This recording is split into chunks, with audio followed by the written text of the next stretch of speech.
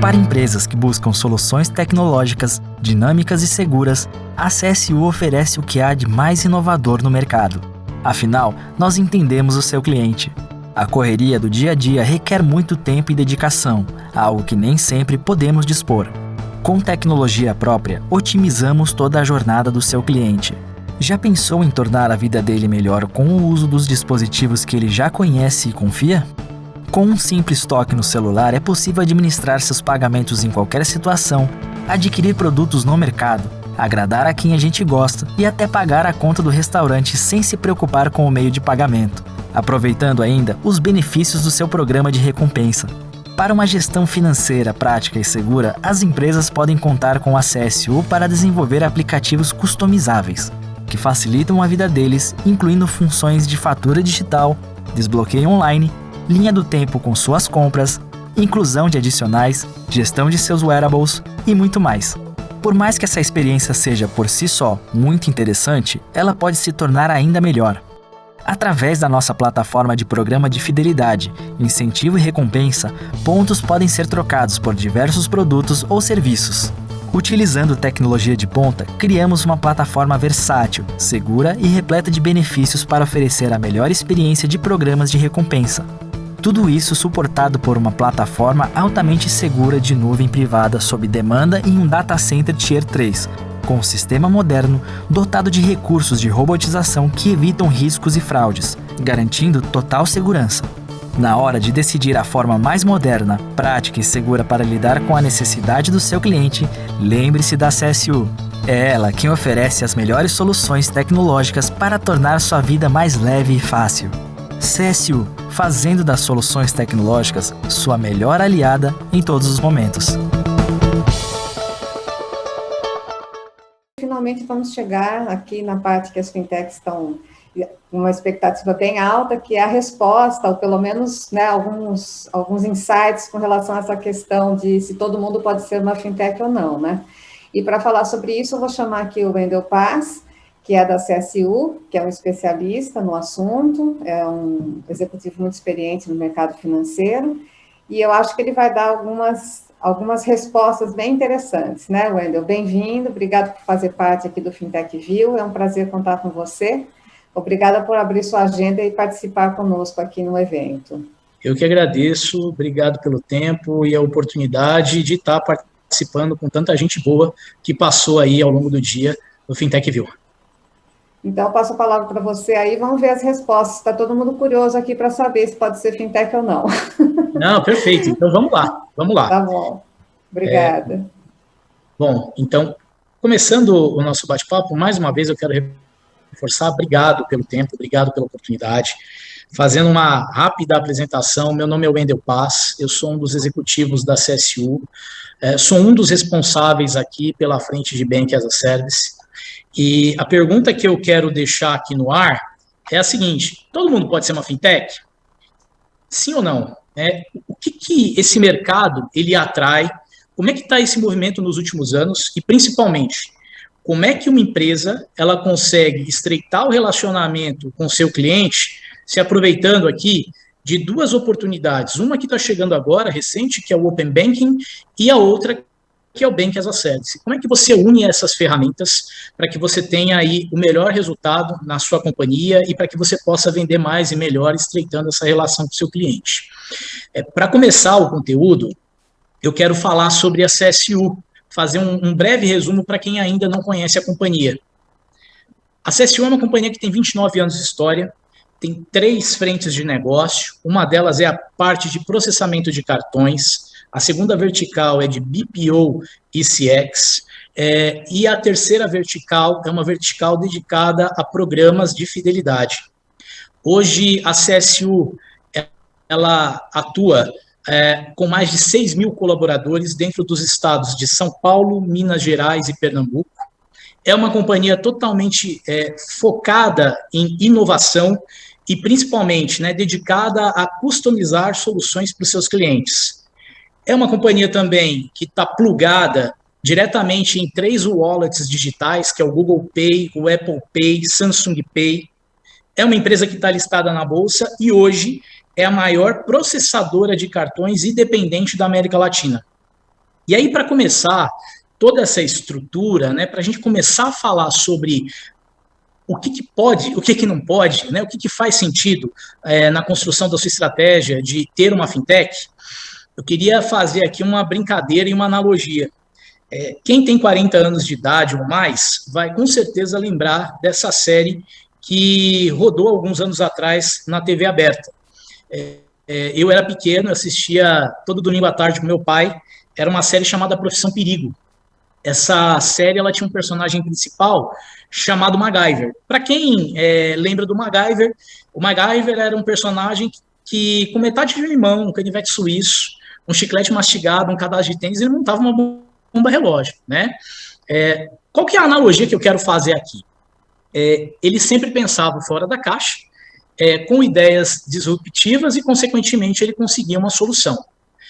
Vamos falar agora de um cenário que acontece já aí nos últimos meses, que é a pandemia, e deixa eu pegar aqui um exemplo bem lúdico para a gente entender o que é uma inovação, o que é uma experiência boa e como é que a gente cria um cenário disruptivo aqui para cliente.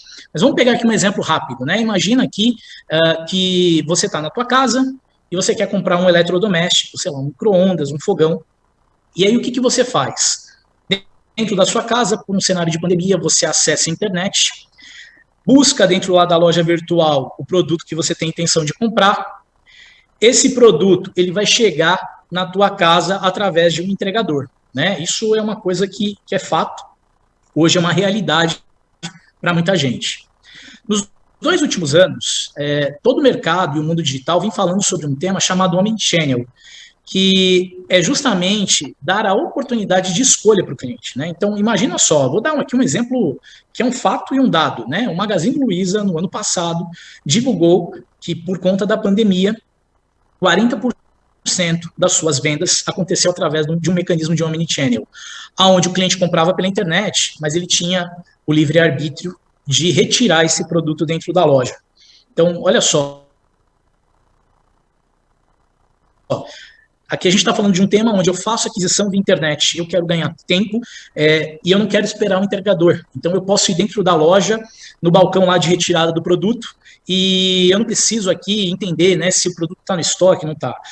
O lojista ele já está me sinalizando aonde esse produto está disponível. Eu tenho aqui o poder da escolha.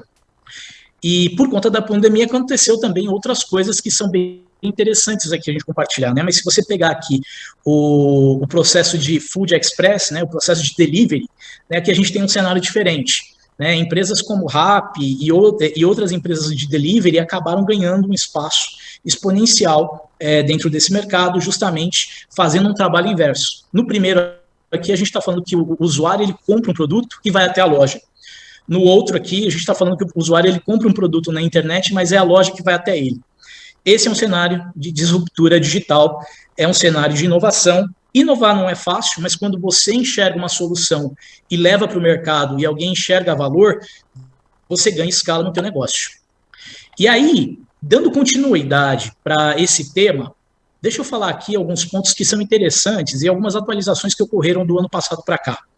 Mas quando a gente começa a falar da base de desbancarizados no Brasil, a gente teve uma redução dos últimos anos, então esse é um número mais atualizado, com fotografia do meio do ano passado, onde hoje o Brasil ele possui aproximadamente 34 milhões de pessoas que ainda não têm acesso aos bancos. Com fotografia do ano passado, existem hoje aproximadamente 16 milhões de pequenas e médias empresas, e entre a abertura de novas empresas e fechamento, o saldo do ano passado foi maior do que 2,5 milhões de empresas ativas novas no país. Isso aconteceu também, principalmente, né, com a questão da terceirização, do prestador de serviço, do PJ, ou seja, a empresa que deixou de ter um funcionário CLT e contratou um prestador de serviço. E aí vem um outro dado que é interessante, né? A KPMG, em março desse ano, ela divulgou um dado que foi o seguinte: mais de 60% das empresas estão priorizando aqui a transformação digital. No mesmo período, foi lançada uma nota para o mercado de um grande RP que contratou uma ferramenta de automação de marketing que é bem conhecida, né, hoje no mundo digital. Entre 2018 e 2020, a Computer World, ela lançou também uma matéria falando sobre as 10 previsões sobre transformação digital entre 2018 a 2020 no país. E aí a previsão 3, ela fala de um negócio que é super interessante. Ela fala o seguinte, que os investidores que vão botar dinheiro dentro de novas empresas, a primeira coisa que eles vão olhar não é o lucro, não é só o faturamento, mas sim a experiência que o usuário final está tendo dentro da plataforma. Se a gente faz uma analogia aqui, a gente pode usar como referência o Netflix. O Netflix, quando você contrata ele, qual que é a primeira intenção? Você pegar o final de semana e fazer aí uma maratona de séries, né? Então, a gente está falando aqui da experiência do cliente, né, dentro da plataforma. É interessante também falar o seguinte, tá? Que em 2018, o Netflix, ele não tinha competidores diretos, como um exemplo Disney Plus, Globoplay, Telecine. O grande competidor dele direto era um jogo chamado Fortnite, onde você passava muito tempo dentro da plataforma. E com isso, a gente começa a entrar num outro cenário que é, poxa, com o crescimento de tantas empresas digitais, o Banco Central inicia um processo de regulação das fintechs, com qual objetivo? Primeiro, criar a competitividade. Segundo, reduzir o custo para o consumidor final. Então, falando aqui de alguns números, né, dados do ano passado, hoje o Brasil ele possui aproximadamente pouco mais de 1.000 empresas que se categorizam como uma fintech. Tá? Essas empresas hoje, basicamente, estão nas frentes de crédito, meios de pagamento, wallets. Boa parte dessas companhias criaram mecanismos para se integrar com RPs, marketplaces e e-commerces, com a intenção de atingir um público que é o público de varejo, o público que precisa da solução do Omnichannel e que, consequentemente, quer criar um mecanismo de se rentabilizar mais. E aí a gente começa a olhar aqui um dado que é super interessante, mas nos últimos 8 anos, o que aconteceu no mercado? A primeira coisa, a disruptura, ela aconteceu de forma gigantesca, e ela começou no ano de 2013. Em 2013, a gente começou a ver aqui a democratização da utilização dos bancos.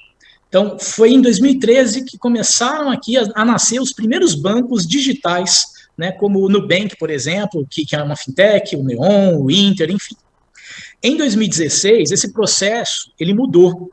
Não era só a democratização dos bancos que fazia sentido, mas a democratização dos serviços financeiros. Então, imagina uma pequena empresa, imagina uma escola de inglês que tem lá os 100 alunos, 120 alunos, e que em um determinado período precisava parar 2, 3 funcionários para gerar os boletos de cobrança. Esses boletos de cobrança com um valor muito alto. Saíram aqui as primeiras fintechs no mercado, com um processo de automação do processo de cobrança, com um preço muito mais baixo para um boleto, para uma TED. Em 2017, nasceu aqui o que a gente chama de Era das Maquininhas. Só para que vocês tenham uma ideia, entre 2017 e 2018, mais de 290 empresas nasceram, cada uma com uma marca diferente no processo de maquininha. Isso daqui foi um hype no mercado, né? Muita gente enxergou o valor de montar a sua própria maquininha para atender o seu público. Em 2019, pensando muito nas fintechs, nos bancos digitais, nas empresas de adquirência que nasceram, como elas passaram por processos aqui e crivos, né, com os órgãos reguladores, elas criaram uma expertise onde, dali para frente, elas criaram um mecanismo de atingir um outro público, que é, poxa, eu já aprendi aqui a regra do jogo, eu já entendi como é que funciona o processo regulatório. Você quer usar a minha infraestrutura e quer usar justamente tudo que eu posso ofertar sem se preocupar em atender os órgãos reguladores, aqui a gente está falando da democratização da infraestrutura e do regulatório.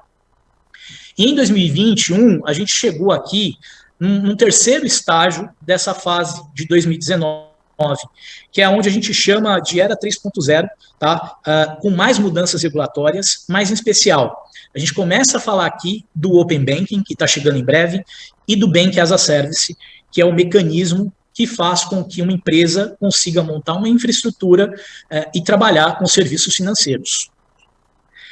Pegando o gancho aqui do último slide, o que eu quero compartilhar aqui? Primeiro, o market share que aconteceu nos últimos anos aqui, aí eu estou pegando como referência os anos de 2016 até 2019, e mostrar aqui o que aconteceu desse mercado de maquininha, né? Então, eu estou pegando aqui alguns players, e a ideia aqui é mostrar o seguinte, tá? Não houve um crescimento em escala de aquisição de maquininha. O que aconteceu aqui foi a descentralização do processo. Surgiram novos players que, consequentemente, começaram a adquirir novos clientes que estavam dentro dos players que eram os incumbentes na época, tá? E como é que isso começou a acontecer? Existem dois motivos, tá? Primeiro, os novos entrantes que chegam, mas segundo, a experiência bate muito forte nessa hora. Aqui a gente está falando da experiência da aquisição do cliente. Foi aqui que surgiram novos modelos de maquininha, foi aqui que surgiu o modelo de venda da maquininha, taxas mais competitivas. Então, tudo isso fez diferença para que esse mercado ele começasse a ficar pulverizado na aquisição do mundo de adquirência. Mas, Wendel, legal, você falou de adquirência, você falou das eras, enfim, o que está acontecendo. Mas vamos tentar aqui colocar num raciocínio muito mais simplista da coisa e vamos tentar aqui equalizar, né, o racional para todo mundo. O que é uma fintech? Né, ao pé da letra.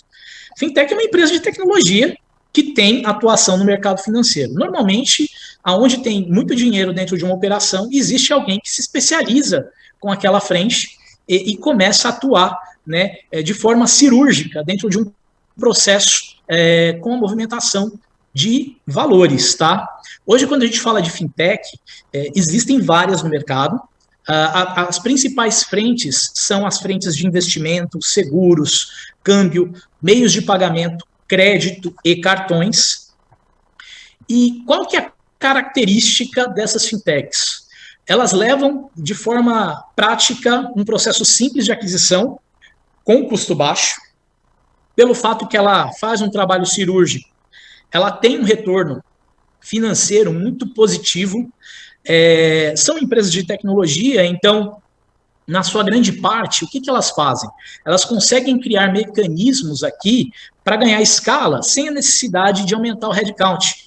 Então, elas crescem, né, de forma exponencial, sem crescer a infraestrutura, tá?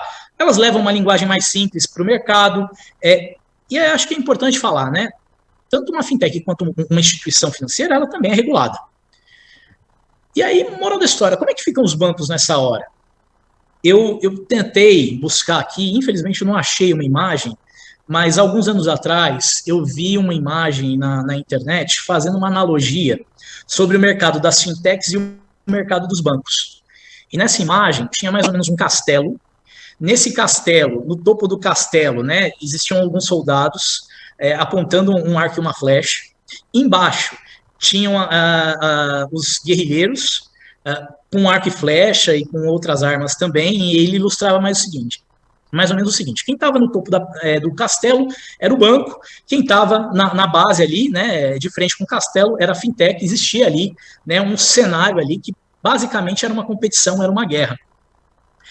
E é interessante falar isso porque alguns anos atrás, né, essa imagem era bem interessante, né? Existia uma competitividade bem acirrada nesse processo, né?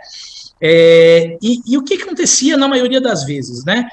Os bancos com grande expertise e principalmente com os produtos e a infraestrutura acabavam entendendo o potencial que cada fintech possuía e, consequentemente, né, trabalhavam em alguns mecanismos das duas, uma para se aliar, para executar um M&A, para fazer uma aquisição, né? Então, pensando muito nesse cenário, como é que os bancos olhavam as fintechs lá atrás, né? Eu até brinquei aqui, coloquei uma imagem para ilustrar, mas é uma imagem que dá um cenário bem lúdico de como funcionava esse negócio alguns anos atrás, né? De um lado você tinha executivos com histórico e com uma expertise muito grande no mercado financeiro, do outro lado, pessoas, né, jovens, que tinham uma visão disruptiva e que queriam fazer uma inovação, né? E que, consequentemente, no momento que ganhavam escala, existia ali um processo ali de M&A ou então de aquisição, né? E hoje, esse cenário ele é totalmente diferente. Quando a gente começa a falar desse cenário, a gente está falando aqui de um cenário que tanto banco quanto fintech ofertam serviços que são complementares, né? O banco ele tem hoje todo um portfólio de produto, todo um portfólio de soluções, mas pelo fato de ter uma estrutura muito grande, ele não vai enxergar com expertise, né, o público final e entendendo a real necessidade, né, daquele determinado segmento. E a fintech ela consegue explorar isso. Isso é a parte interessante do jogo, né? Vamos pegar aqui e começar a ilustrar. Imagina aqui um grande varejo, uma grande rede de lojas do varejo.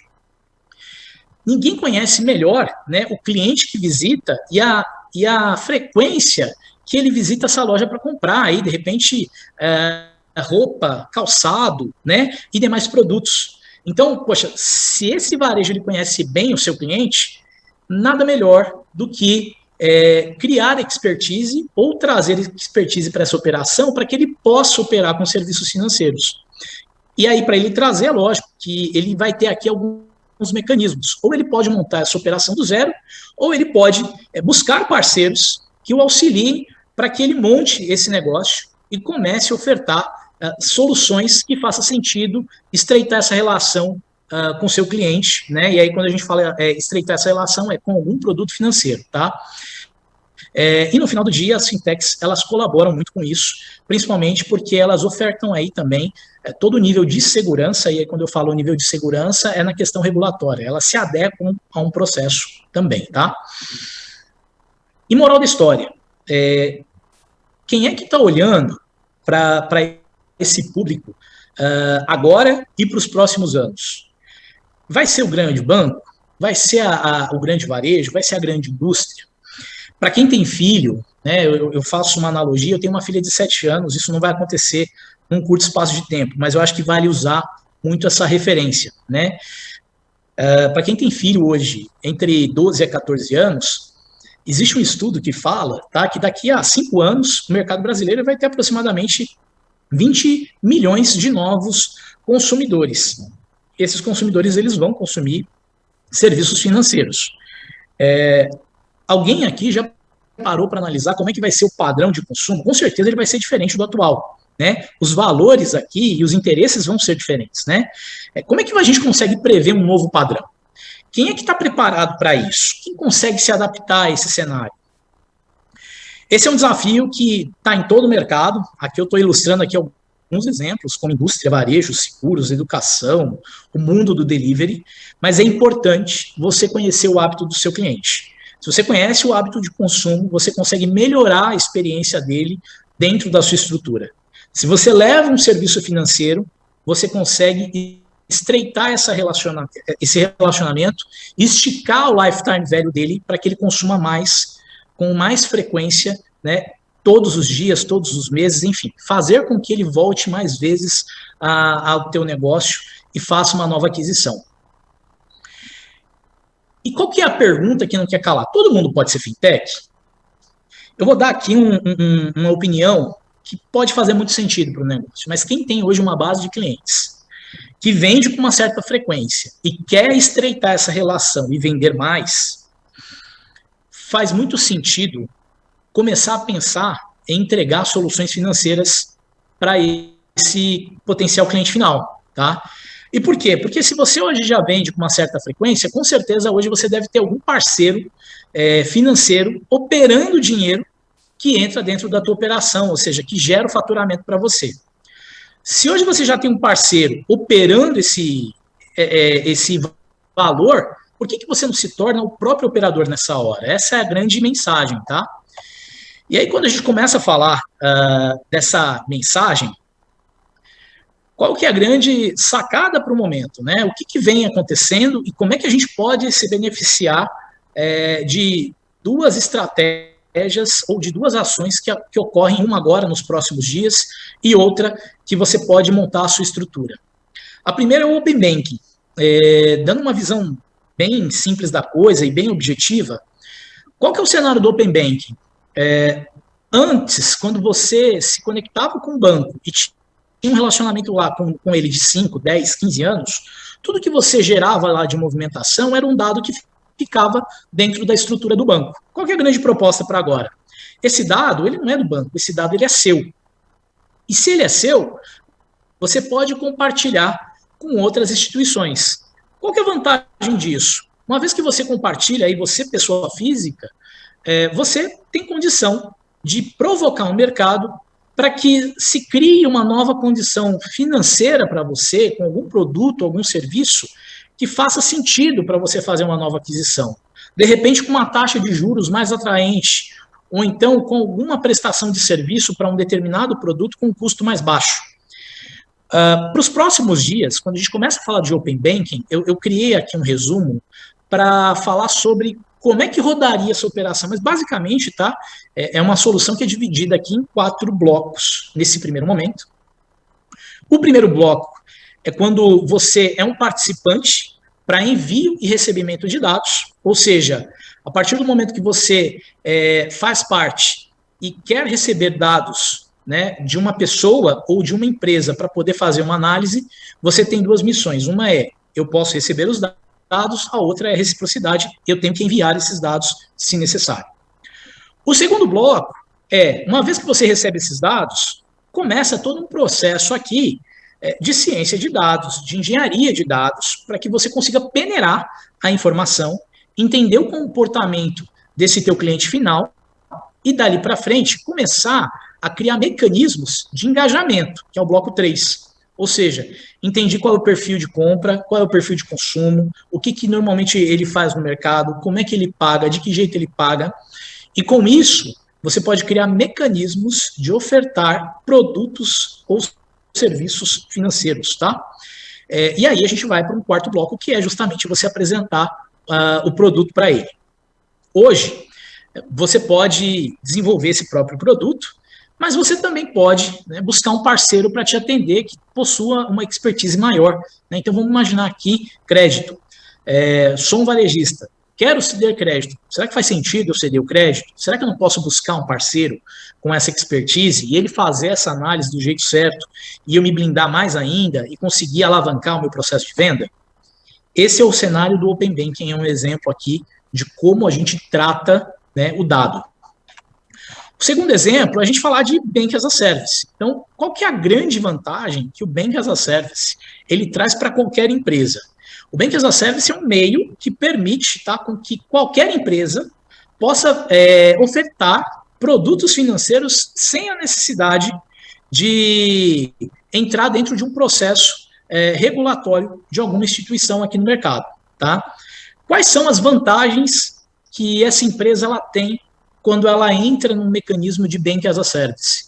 Primeiro, ela pode ofertar um produto e com a marca dela. Segundo, ela pode ofertar serviços financeiros de forma geral, que vai fazer mais sentido para a estratégia dela, mas ela pode ofertar desde um pagamento de conta, uma geração de um boleto, uma conta digital, um cartão, para que o usuário ele utilize isso como meio de pagamento, enfim, ele pode utilizar aqui vários produtos que faça com que ele estreite a relação com esse cliente final dele. Qual que é a vantagem que o cliente final tem quando ele enxerga aqui, ou então quando ele entra no mecanismo, tá, de conta digital, desse potencial aqui, utilizador do Bank as a Service? Primeiro, ele vai ter todas as soluções de um banco. Ele vai ter aqui uma conta digital, ele vai ter um internet banking, ele vai fazer uma jornada segura, vai fazer um reconhecimento facial, vai poder tirar saldo, extrato, pagar conta, vai poder tirar um cartão, vai poder utilizar um meio físico ou digital para fazer os seus pagamentos. E aí, respondendo, né, todo mundo pode ser fintech? Se você tem hoje uma base, se você tem hoje cliente, se você quer estreitar essa relação, existe sim um potencial muito grande de você utilizar uma nova vertical na tua empresa que permita, né, você aumentar essa receita. Isso é um fato, tá? Além de atrair, reter mais clientes, possibilitar a escolha, né, de serviços aqui que fazem mais sentido com o teu público, principalmente promover a digitalização do dinheiro e ter linhas novas de receita, tá? Então, gente, era isso que eu queria compartilhar. Toda empresa pode, sim, ser um banco para o seu cliente, não importa o segmento. Né? Eu acho que o grande objetivo aqui é como você estreita a relação, aumenta o tempo de relacionamento e, com isso, cria mecanismos de vender mais e melhor, tá? É isso.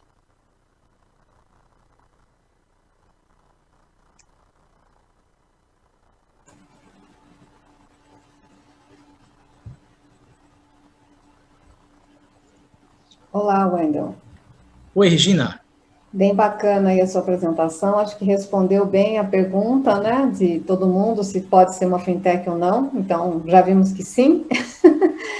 A gente tem algumas perguntas, mas infelizmente o tempo está esgotado aqui, então eu vou encaminhar isso para você, e agradeço demais aí a sua contribuição, acho que respondeu a questão de várias fintechs que estão e outras empresas que têm essa intenção de entrar no mercado financeiro, né? E acho que a gente pode, então, evoluir muito, né, o mercado com essas soluções de Bank as a Service, inclusive com esse serviço que a CSU presta e disponibiliza para todo o mercado, né? Perfeito. Então, agradeço muito a sua contribuição, foi ótimo contar com você aqui, espero que em breve a gente esteja junto aí em outras oportunidades. Eu agradeço, obrigado, Regina, e nós aqui da CSU ficamos à disposição para falar mais sobre esse tema no futuro próximo. Tudo de bom, viu? Obrigada. Abraço, tchau, tchau. Para empresas que buscam soluções tecnológicas, dinâmicas e seguras, a CSU oferece o que há de mais inovador no mercado. Afinal, nós entendemos o seu cliente. A correria do dia a dia requer muito tempo e dedicação, algo que nem sempre podemos dispor. Com tecnologia própria, otimizamos toda a jornada do seu cliente. Já pensou em tornar a vida dele melhor com o uso dos dispositivos que ele já conhece e confia? Com um simples toque no celular é possível administrar seus pagamentos em qualquer situação, adquirir produtos no mercado, agradar a quem a gente gosta e até pagar a conta do restaurante sem se preocupar com o meio de pagamento, aproveitando ainda os benefícios do seu programa de recompensa. Para uma gestão financeira prática e segura, as empresas podem contar com a CSU para desenvolver aplicativos customizáveis, que facilitam a vida deles, incluindo funções de fatura digital, desbloqueio online, linha do tempo com suas compras, inclusão de adicionais, gestão de seus wearables e muito mais. Por mais que essa experiência seja por si só muito interessante, ela pode se tornar ainda melhor. Através da nossa plataforma de programa de fidelidade, incentivo e recompensa, pontos podem ser trocados por diversos produtos ou serviços. Utilizando tecnologia de ponta, criamos uma plataforma versátil, segura e repleta de benefícios para oferecer a melhor experiência de programas de recompensa. Tudo isso suportado por uma plataforma altamente segura de nuvem privada sob demanda em um data center Tier 3, com um sistema moderno dotado de recursos de robotização que evitam riscos e fraudes, garantindo total segurança. Na hora de decidir a forma mais moderna, prática e segura para lidar com a necessidade do seu cliente, lembre-se da CSU. É ela quem oferece as melhores soluções tecnológicas para tornar sua vida mais leve e fácil. CSU, fazendo das soluções tecnológicas sua melhor aliada em todos os momentos.